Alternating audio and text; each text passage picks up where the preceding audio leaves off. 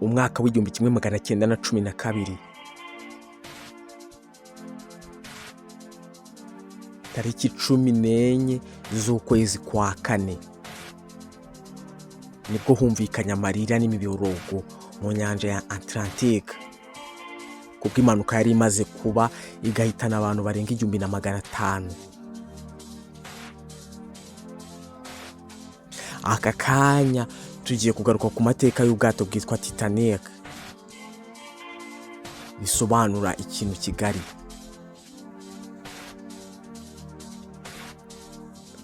Ndakeka benshi muzi Titanic bwari ubwato bunini cyane. Ubu bwato bwitwaga LMS Titanic. Ubu bwari ubwato bwari bufite metero 269 mu burebure. Bwari bufite ubugari bwa metero 28.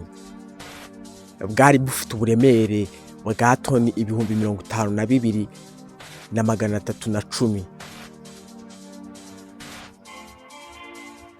Bwari bufite umuvuduko w'ibirometero 42 ku isaha. Ubu bwato bwubatswe n'ikigo gikomeye cyitwa Harland and Wolff mu Bwongereza. Iki gitekerezo cyaje mu 1909 batangira gutegura kubaka ubwo bwato, burangira neza tariki 31 z'ukwa gatatu 1912. Ubu bwato bwari butwawe n'uwitwa Edward John Smith. Ubu bwato bwitwa Titanic bwatangiye urugendo tariki 10 z'ukwa kane 1912.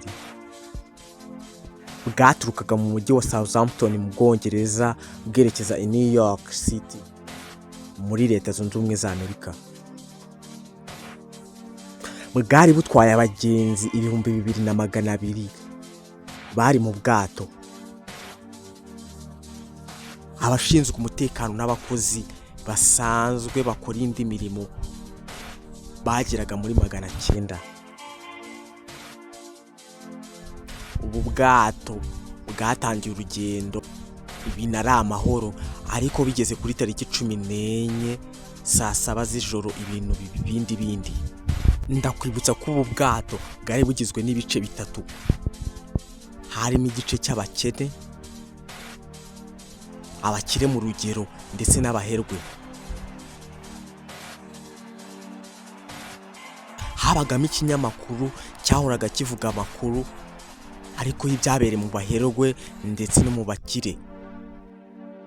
Abo mu bakene bumvaga amakuru y'abandi, ariko ubu ikinyamakuru ntabwo kigeze gifata amakuru y'abakene ngo kigira abo kiyamenyesha cyangwa kiyatangaze.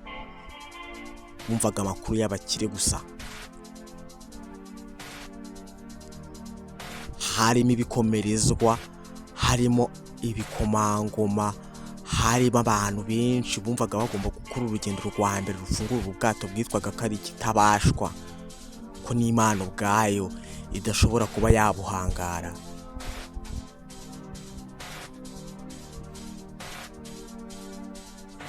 Ubu bwato bwarahagurutse buragenda, ibintu ari amahoro, yaba i New York babutegereje ndetse ni Southampton aho bwahagurukiye abantu bumiwe.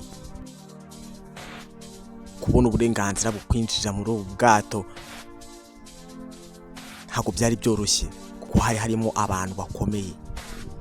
Ubu bwato bwahagurutse bufite umuvuduko usanzwe, ariko ubwo bwakomezaga kugenda nyir'ubwato yashatse guca agahigo ngo iminsi bagennye yo kugera i New York igabanuke, ubwato bwe guca agahigo. Barakomeje baragenda, bagiye ibintu ari amahoro. Tariki 14 z'ukwezi kwa 10 zigeze isaa 7 z'ijoro bari mu nyanja ya Atlantique barimo barakomeza. Bamwe mu basare b'ubwato babonye ko ari ikibuye cyo mu mazi cyitwa ice cyangwa urubura rwikora bitewe n'ubukonje buri mu mazi, baba bumeze nka barafu. cyari kinini bakibonera kure, ariko kubw'umuvuduko bari bafite ntibyakunda kubagikatira. Iyo bakomeza kugenda ku muvuduko bari basanzwe bafite byari gukunda ko bakata bikemera, ariko kuko bari bongeje umuvuduko bidasanzwe bisamye basandaye. Ubwato bwaragiye bugonga ku kibuye cyari mu mazi, ubwato butangira kurohama buhereye imbere. Ubu bwato bwari bufite utundi twato dutoya dushobora gutabara abagenzi mu gihe bahuye n'ibibazo, ahubwo ntabwo twari duhagije.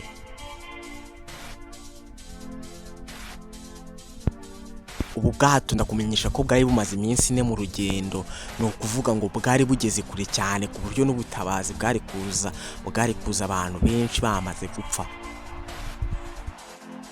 Iryo joro abantu 1500 barapfuye.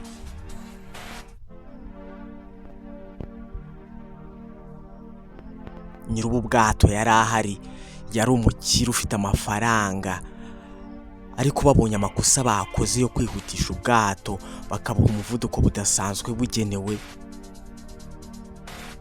mu gihe hari hatangiye kuza amato yo gutabara abantu, nawe n'umwe mu bitanze yemera ko abadamu n'abana babanza kujya mu bwato ngo batabarwe. Ni nako byagendekeye kapiteni w'ubwato, nawe yabonye ko bakoze amakosa, yanga kwitabara, nawe apfira mu mazi.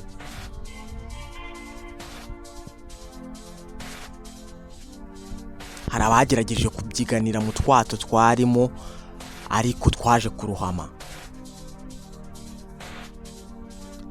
Ndakumenyesha ko mu bantu 2,200 bari mu mazi, abasaga 1,500 bose bapfuye. Muri ubu bwato harimo band yacurangiraga abakire, ntiyigeze irekera gucuranga kugeza bashizemo umwuka. Bacurangiye abantu no mu gutabarwa kwabo, barinda bicwa n'ubukonje, abandi bararohama barapfa. Ubu bwato nyirabwo yari yabukoze yavuga yuko n'Imana ubwayo itabasha kubuhangara. Nibwo bwato mu mateka y'isi bwabayeho bunini, bwari bufite ibitangaza. Bwato bwateye abantu ubwoba. Ubwato bwitwaga Bwigitangaza, ariko nta n'ukwezi bwamaze.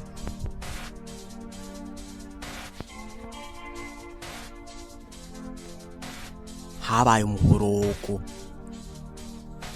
harimo abajene mariye, abashyingiranywe bari bagiye mu kwezi kwa buki muri New York. Uwo munsi ingo zabo zarangiye ubwo, kuko bose bapfiriye mu mazi. Harimo ibikomangoma, harimo abakire babonye izuba ryo kuri tariki ya 13, ryo kuri 14 ntago baribonye. Ubu bwato bwabereye abantu icyigisho, batangira kubukuramo amasomo, bamenya guca bugufi. Ni ubwato bwari bw'igitangaza, abantu bazi ko ari ubwato budafite ikintu cyabuhungabanya, ndetse bamwe batangira kubugereranya n'Imana, batekereza ko Imana idashobora no kugira ikibuhungabanyaho. Ariko iryo joro ibintu byarahindutse. Amateka ya Titanic n'ubu aracyavugwa. Ibice bimwe by'ubwato biracyasangwa mu mazi.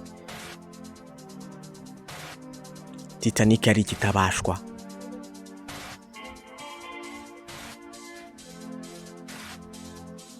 Ese nawe ujya wumva hari aho wumva ko uri kitabashwa? Nta kitabashwa kibaho usibye Imana. Ushobora kwigira uko wiyumva, ukigira uko ushaka, ukigira akaraha kajya he, ariko na Titanic yararohamye. Twige guca bugufi, nta kitabashwa kiba mu isi.